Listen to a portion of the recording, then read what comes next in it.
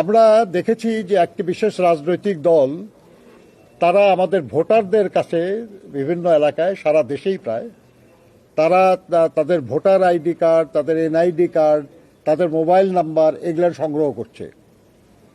উদ্দেশ্য পরিষ্কার বোঝা যায় যে কেন তারা এটা করছে। আমরা বহু নির্বাচনে অংশগ্রহণ করেছি, কিন্তু কখনো এই ঘটনা ঘটে নাই, আর আসলে এটার কোনো প্রয়োজনও নাই। কিন্তু তারপরেও যে করা হচ্ছে, এটা তো কোনো বিশেষ উদ্দেশ্যেই করা হচ্ছে।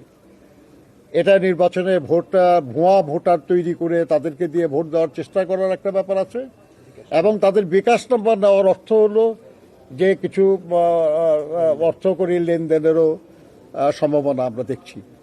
আমরা এই ব্যাপারে তাদেরকে ব্যবস্থা নেওয়ার জন্য বলেছি, কারণ এটা নির্বাচন কমিশনের দেখার বিষয়। তারা বলেছেন তারা এই ব্যাপারে প্রয়োজনীয় ব্যবস্থা গ্রহণ করবেন। আমরা এসব ব্যাপারে প্রত্যেক ব্যাপারে আমরা চিঠি তাদেরকে দিয়েছি।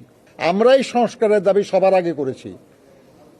আমাদেরই প্রস্তাব অনুযায়ী সব সংস্কারের বিষয় আলোচনায় এসছে এবং কমিটি হয়েছে, এবং সেখানে আমরা অংশ নিয়েছি, আমাদের কন্ট্রিবিউট করেছি, এবং বহু বিষয়ে আমরা একমত হয়েছি।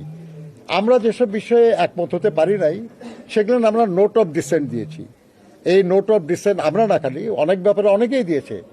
যেমন নারী আসনের ব্যাপারে তো অন্য রাজনৈতিক দলগুলি নোট অফ ডিসেন্ট দিয়েছে, আমরা দিই নাই।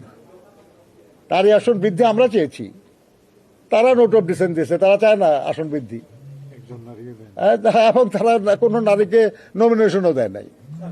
তো এখন ব্যাপার হয়েছে যে সেই সংস্কারের বিপক্ষে তো আমরা নই, আমরা সেই সংস্কারের পক্ষে। অতএব আমরা হাঁ ভোট দেব, এটাই আমাদের সিদ্ধান্ত।